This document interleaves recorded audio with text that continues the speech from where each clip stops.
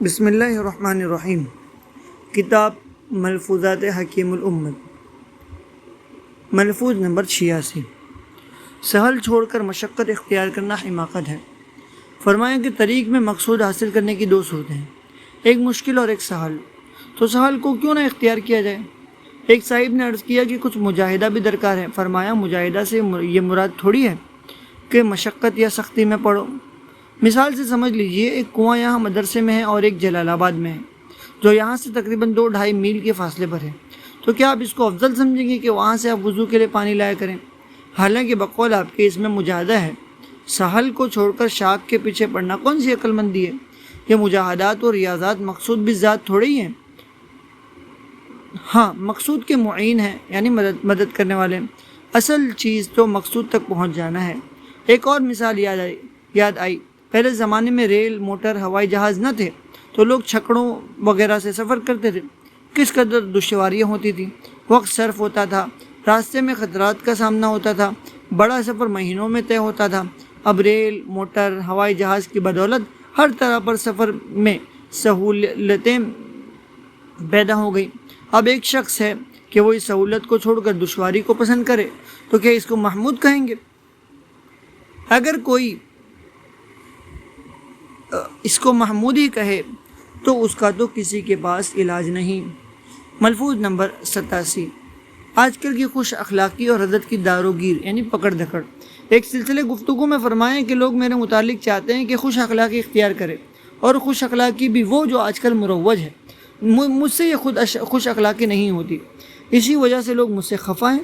مگر میرا ہی کیا نقصان ہے؟ ہاں نفع تو ہے کہ بد فہموں سے نجات ملی۔ اگر میرا طرز پسند نہیں تو میں بلانے تو نہیں جاتا، مت آؤ۔ بہت پیر دنیا میں خوش اخلاق ہیں، وہاں جاؤ، وہاں آؤ، وہاں پہ آؤ بھگت ہوگی، اعزاز و احترام ہوگا، اور بد تہذیبی پر روک ٹوک نہ ہوگی، اعمال شنیعہ پر محاسبہ نہ ہوگا۔ اور یہاں پر تو یہی ہے کہ اگر 100 دفعہ خوشی ہو آؤ، ورنہ مت آؤ۔ خوب کہا ہے، ہاں وہ نہیں وفا پرست جاؤ، وہ بے وفا صحیح، جس کو ہو جان و دل عزیز اس کی گلی میں جائے کیوں؟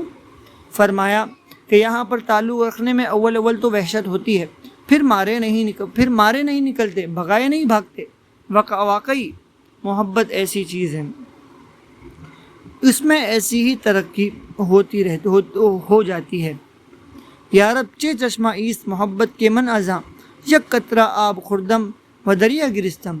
اے اللہ، محبت کیسا چشمہ ہے کہ میں نے ایک قطرہ پیا اور آنکھوں سے دریا بہا دیے۔ ملفوظ نمبر 88۔ عدم مناسبت جدائی کا سبب بنتی ہے۔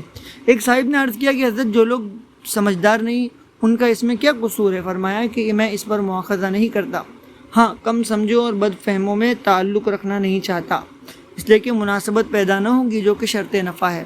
اور یہ جو عرض کر رہا ہوں یہ کوئی نئی بات نہیں ہے۔ دیکھو موسیٰ علیہ السلام اور خضر علیہ السلام میں جو جدائی ہوئی اس کا سبب عدم مناسبت تھی، ورنہ موسیٰ علیہ السلام جیسے اولو العزم پیغمبر جن پر کسی قسم کا بھی شبہ نہیں ہو سکتا، مگر حضرت خضر علیہ السلام نے صاف کر دیا کہ آپ کا اور میرا ایک ساتھ رہ کر نباہ نہیں ہو سکتا، پس عدم مناسبت ہی سبب ہوئی جدائی کی۔ شعر کا ترجمہ۔ جب شیخ منتخب کر لے تو اپنے آپ کو اس کے سپرد کر دو، موسیٰ علیہ السلام کی طرح خضر علیہ السلام کے حکم کے تابع ہو کر چلو۔ اے مخلص خضر یعنی شیخ کے کاموں میں یعنی تعلیمات میں صبر سے کام لو، تاکہ خضر یعنی کسی طرح شیخ بھی یہ نہ کہہ دے کہ جاؤ میرا تمہارا نباہ نہ ہوگا۔ ملفوظ نمبر 89۔ ایک مرید صاحب کا خط۔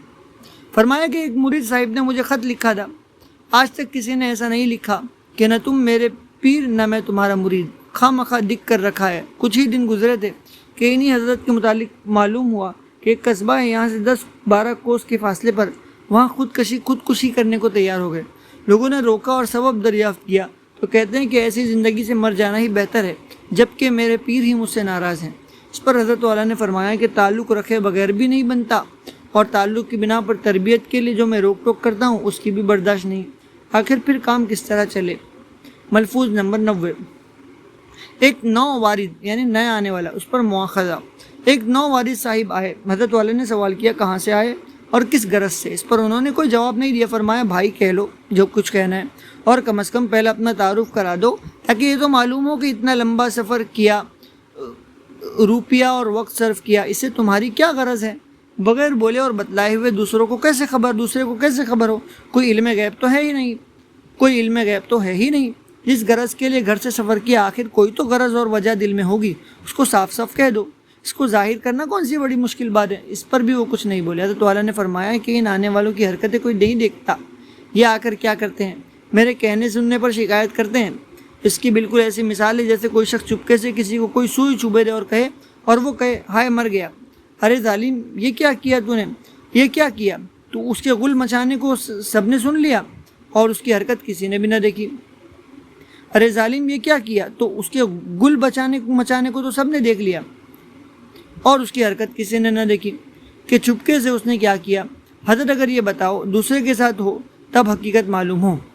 حضرت اگر یہ ہی برتاؤ دوسرے کے ساتھ ہو تب حقیقت معلوم ہو۔ برداشت نہیں کر سکتے، اس کو بھی غریب بڈھا مسکین ہی تحمل کر سکتا ہے۔ اصلاح کا نام لوگوں نے سن لیا ہے، اصلاح کی حقیقت سے بے خبر ہے۔ بڑی مشکل سے آدمی بنتا ہے، سچ بولنا آسان ہوتا ہے۔ ملفوظ نمبر 91۔ ایک سلسلہ گفتگو میں فرمایا کہ ایک صاحب نے کہا تھا کہ منکر نکیر کو قبر میں جواب دینا آسان ہوگا، مگر اس شخص کی مراد میں ہوں یعنی حضرت تھانوی، جرح قدح کا جواب مشکل ہے۔ میں نے سن کر کہا بالکل ٹھیک ہے، وہاں تو سچ بولو گے سیدھا اور سچا جواب دو گے تو وہ سوال کریں گے من ربک کا، مومن کہے گا ربی اللہ، کافر کہے گا لا ادری۔ دونوں سچ، اور یہاں آ کر اونچ نیچ کرتے ہو، جھوٹ بولتے ہو، سیدھی اور صاف بات نہیں کرتے، وہ چلتی نہیں، اس لیے یہاں آ کر جواب مشکل ہے۔ سیدھی اور سچی بات کے مقابلے میں جھوٹ کیسے چل سکتا ہے؟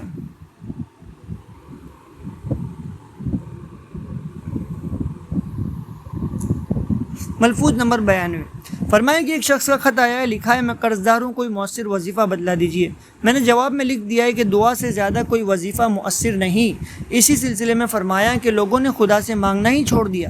بندوں کا تعلق حق جل شانہ سے بہت ہی ضعیف ہو گیا ہے۔ اس باب میں لوگوں کے عقائد نہایت ہی خراب ہیں، اور اس میں ایک اور بہت بڑی خرابی ہے، وہ یہ کہ اگر وظیفے سے کام نہ ہو تو پھر آیات الہیہ سے بدگمانی بدعقیدگی ہوتی ہے۔ یہ سب جاہل عاملوں کی بدولت ہو رہا ہے۔ ان کے یہاں ہر کام کے لیے وظائف ہی کی تعلیم ہوتی ہے، اہل بھی نہیں دیکھا جاتا۔ اس کے علاوہ بتلانے کے وقت ایسے طرز سے کہتے ہیں اور ایسا اطمینان دلاتے ہیں جس سے معلوم ہوتا ہے کہ یہ کام اسی طرح ہو جائے گا، اس میں کوئی شک و شبہ ہی نہیں۔ اگر تقدیر سے اس کے خلاف ہوا تو اس پڑھنے والے کے ایمان کے لالے پڑ جاتے ہیں، یہ سمجھ بیٹھتا ہے کہ آیات الہیہ میں بھی کوئی اثر نہیں۔ پھر ایسی بدگمانی کا مقتضا تو یہ تھا کہ وہ دعا ہرگز قبول نہ ہوتی۔ دیکھیے موٹی سی بات ہے، اگر ہم کسی کو 2 روپیہ مہینہ دیتے ہوں اور اس کی نسبت ہم کو اس کے اقرار سے معلوم ہو جائے کہ اس کو ہماری نسبت بدگمانی، یعنی ہم کو معلوم پڑ جائے کہ ہم سے بدگمان ہے، تو ہم یہ طے کر لیتے کہ آئندہ نہ دیں گے، کہ اب نہ دیں گے، پھر قیامت تک ہم اس کی طرف التفات نہ کریں گے، یعنی ہم اس کی طرف متوجہ بھی نہ ہو جس کے بارے میں ہم کو معلوم ہو جائے کہ ہم اس پہ احسان کریں اور وہ ہم سے بدگمان ہے۔ مگر حق تعالیٰ ہے کہ سب کچھ سنتے ہیں دیکھتے ہیں، پھر بھی رزق بند نہیں فرما دے، بڑے رحیم و کریم ہے۔